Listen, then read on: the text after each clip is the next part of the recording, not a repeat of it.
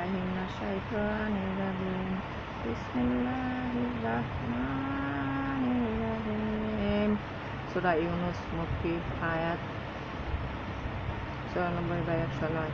আমি তোমাদের প্রতি যা অবতীর্ণ করেছি পথে যদি তুমি সন্দিহান হও, তবে তোমার পূর্বে গ্রন্থ যারা পাঠ করে তাদের বিশ্বাস করো। তোমাদের নিকট সত্যই এসেছে।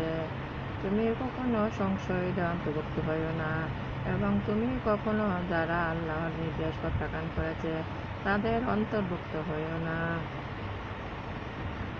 হলে তুমি ক্ষতিগ্রস্ত ওদের অন্তর্ভুক্ত হবে, যাদের বিরুদ্ধে তোমার রব বাক্য সত্য হয়েছে তারা বিশ্বাস করে না, এমনকি ওদের নিকট প্রত্যক্ষ নিদর্শন আসবে, যতক্ষণ না ওরা মর্মত শাস্তির প্রত্যক্ষ করবে।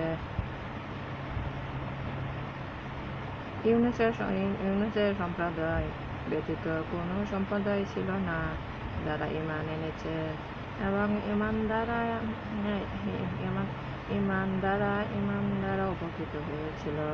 তারা যখন বিশ্বাস করল, তখন আমি তাদের পার্থিব জীবনের হীনতাজনক শাস্তি হতে মুক্ত করলাম এবং কিছু কালের জন্য উপভোগ করতে দিলাম। তোমার রব ইচ্ছা করলে পৃথিবীতে যারা আছে তাদের সকলকেই বিশ্বাসী করতেন। তবে কি তুমি বিশ্বাস হওয়ার জন্য মানুষের উপর জবরদস্তি করবে? আল্লাহ অনুমতি ব্যতীত বিশ্বাস করা কারো সাধ্য নেই, এবং যারা অনুধাবন করে না, আল্লাহ তাদের কুলস লিপ্ত করেন। বলো, আকাশ মণ্ডলী ও পৃথিবীতে যা কিছু আছে তার প্রতি লক্ষ্য করো। নির্দেশাবলী ও ভীতি প্রদর্শন অবিশ্বাসী সম্প্রদায়ের উপর আসে না। ওরা ওদের পূর্বে যা ঘটেছে তার অনুরূপ ঘটনারও প্রতীক্ষা করো। বলো, তোমরা প্রতীক্ষা করো, আমি তোমাদের সাথে প্রতীক্ষা করছি। পরিশেষে আমি আমার রাসূলদের উদ্ধার করি, এবং আমার দায়িত্ব ছিল বিশ্বাসীদের উদ্ধার করা। বলো, হে মানুষ, তোমরা যদি আমার ধর্মের প্রতি সংশয়যুক্ত হও, তবে জেনে রাখো, আমি আল্লাহ ব্যতীত তোমার উপাসনা করি না। আল্লাহ উপাসনা করি, যিনি তোমাদের মৃত্যু ঘটান, এবং আমি বিশ্বাসীদের অন্তর্ভুক্ত হওয়ার জন্য আদিষ্ট হয়েছি। এবং তিনি বলেন, তুমি সুদৃঢ়ভাবে ধর্মে প্রতিষ্ঠিত হও, মুশরিকদের অন্তর্ভুক্ত হইও না, এবং আল্লাহ ব্যতীত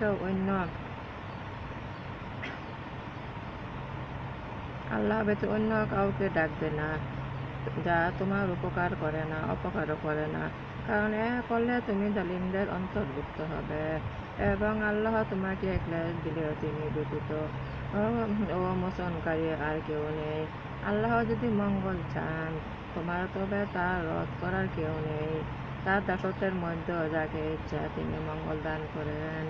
তিনি ক্ষমাশীল, পরম দয়ালু। বলো, হে মানুষ, তোমাদের রবের নিকট হতে সত্য এসেছে, তাই যারা সৎ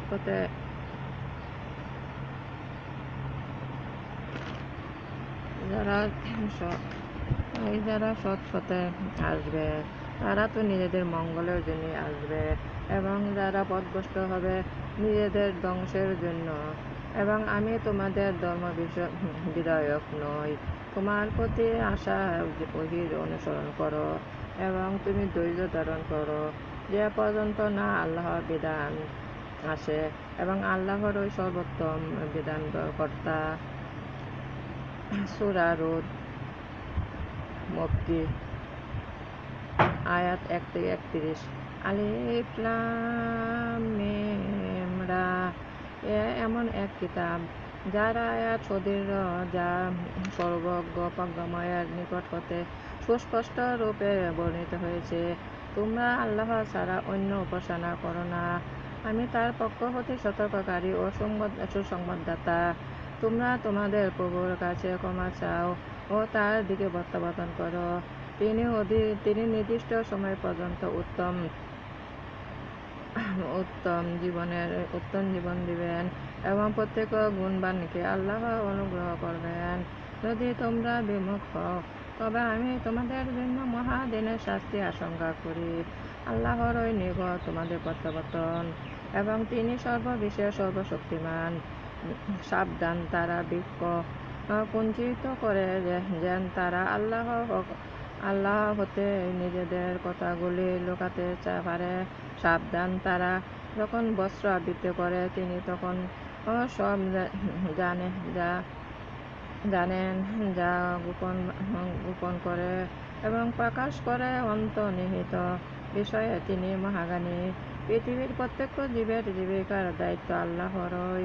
তিনি ওদের স্থায়ী ও অস্থায়ী অবস্থিত সম্বন্ধে অবহিত। সুস্পষ্ট গ্রন্থে সব কিছুই আছে। তিনি আকাশমণ্ডলী ও পৃথিবী 6 দিনে সৃষ্টি করেন, যখন তার আরশ পানির উপর ছিল। তোমাদের মধ্যে কে আচরণে শ্রেষ্ঠ, তা পরীক্ষা করার জন্য মৃত্যুর পর তোমরা পূর্ণকৃত হবে। তুমি বললে অবিশ্বাসীরা নিশ্চয়ই বলবে, এত কোরআন স্পষ্ট অলি কল্পনা। নির্দিষ্ট কিছু দিনের জন্য আমি যদি ওদের শাস্তি স্থগিত রাখি, তবে ওরা নিশ্চয়ই বলবে, কিসে নিবারণ করেছ। সাবধান, যেদিন ওদের নিকট শাস্তি আসবে, সেদিন ওদের নিকট হতে তা ফিরবে না, এবং যা নিয়ে ওরা বিদ্রুপ করত তা ওদের পরিবেষ্টন করবে। আমি যদি মানুষকে আমার কাছ থেকে অনুগ্রহের আশাদ করাই, অতঃপর ছিনিয়ে নেই, তখন যা অবশ্যই হতাশ ও কৃতজ্ঞ হয়। দুঃখ দৈন্য স্পর্শ করার পর তাকে অনুগ্রহের আশাদ করলে সে বলে, আমার বিপদাপদ কেটে গিয়েছে। আর যে উৎপন্ন অহংকারী, কিন্তু যারা ধৈর্যশীল ও সৎকর্মপরায়ণ, তাদের জন্য আছে ক্ষমা ও মহাপুরস্কার। তার নিকট ধন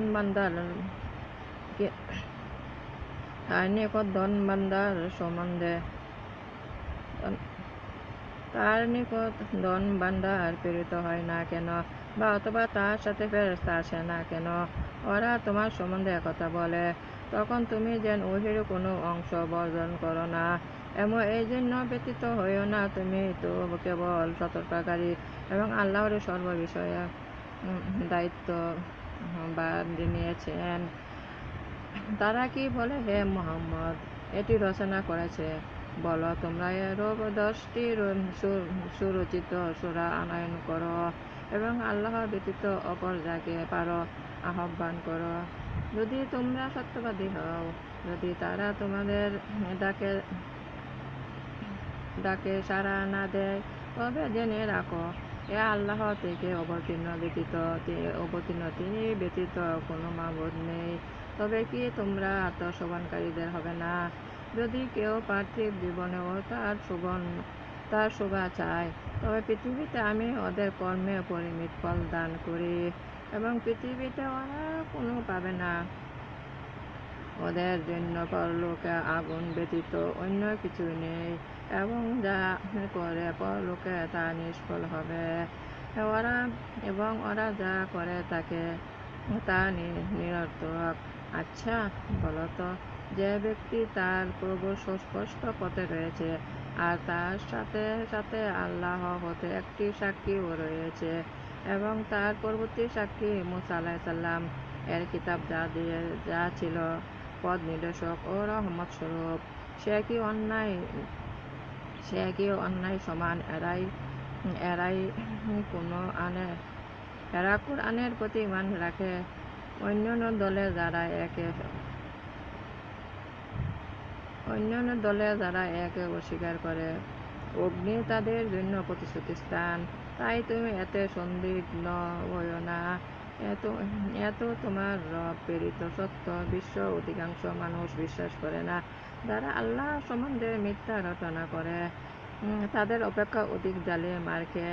ওদের রবের সম্মুখে ওদের উপস্থিত করা হবে, এবং সাক্ষীগণ বলবে, এরাই মিথ্যা আরোপ করেছিল। এদের রবের বিরুদ্ধে সাবধান। জালিমদের উপর আল্লাহর অভিশাপ, যারা আল্লাহর পথে বাধা দেয় এবং ওতে দুষ্কৃতি অনুসন্ধান করে, এবং এরাই পরলোককে প্রত্যাখ্যান করে। ওরা পৃথিবীতে আল্লাহর বিধান ব্যর্থ করতে পারত না এবং আল্লাহ ব্যতীত ওদের অভিভাবক ছিল না। এরূপ লোককে শাস্তি দ্বিগুণ করা হবে। এরাই পরলোকে প্রত্যাখ্যান করে। ওরা পৃথিবীতে আল্লাহর বিধান ব্যর্থ করতে পারবে না এবং আল্লাহ ব্যতীত ওদের অভিভাবক ছিল না। এরূপ লোককে শাস্তি দ্বিগুণ করা হবে। ওদের শুনবার সামর্থ্য ছিল না, ওরা দেখতে না, ওরা নিজেদের ক্ষতি করল এবং যা ওদের কল্পনা পর্যন্ত ছিল তা ওদের নিকট মিথ্যা প্রতিপন্ন হলো। নিশ্চয়ই ওরা পরলোকে সর্বাধিক ক্ষতিগ্রস্ত হবে। নিশ্চয়ই যারা বিশ্বাসী, সৎকর্ম পরায়ণ এবং তাদের প্রভুর প্রতি বিনয়বনত তারাই জান্নাতের অধিবাসী। সেখানে তারা অনন্তকাল স্থায়ী হবে। উপমা দল দুটি অন্ধ ও বধিরের। এমন চক্ষুমান ও শ্রবণশক্তি সম্পূর্ণের উপমা তুলনা দুটি কি সমান? তবু কি তোমরা বুঝবে না?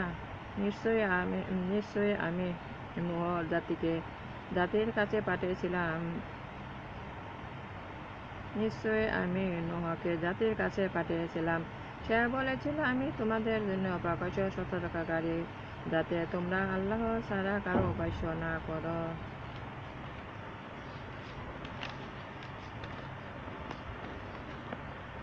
আমি তোমাদের জন্য এক মর্মন্তুদ শাস্তির দিকে অপেক্ষা করছি।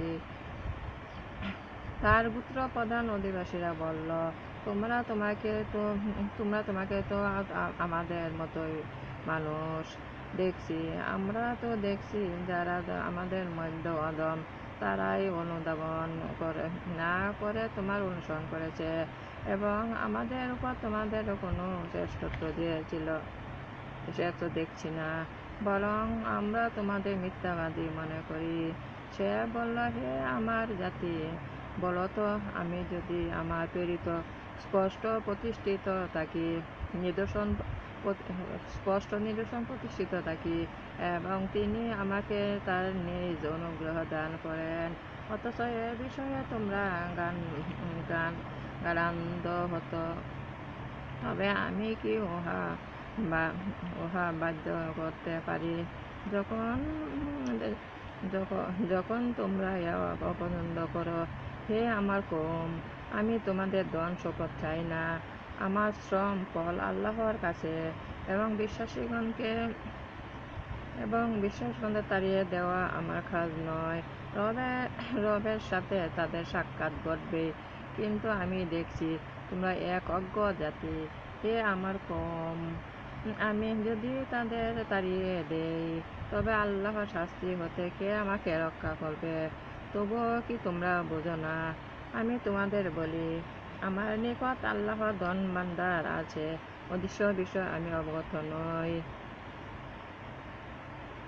এবং আমি বলি না যে আমি ফেরেশতা। তোমাদের দৃষ্টিতে যারা হেয় তাদের সম্বন্ধে আমি বলি না যে আল্লাহ তাদের কল্যাণ করবে না। তাদের অন্তর্নিহিত বিষয়ে আল্লাহ অবগত। এরূপ বললে আমি জালিমদের অন্তর্ভুক্ত হই। আমার নামাজ, আমার উপাসনা, আমার জীবন মরণ সব আল্লাহর। আমি আল্লাহর কাছে আত্মসমর্পণ করলাম। আমি আল্লাহর আনুগত্য থাকব, আমি রাসূলের আনুগত্য থাকব, আমি আল্লাহর উপদেশ মান্য করব, আমি আল্লাহকে দিব উত্তম ঋণ। হে আল্লাহ, দুনিয়া আখিরাতে আমাকে কল্যাণ করো, দুজকের অগ্নি হতে আমাকে রক্ষা করো এবং হযরত মুহাম্মদ সাল্লাল্লাহু আলাইহি ওয়াসাল্লাম এর উসিলা আমার জীবনের গুনাহ মাফ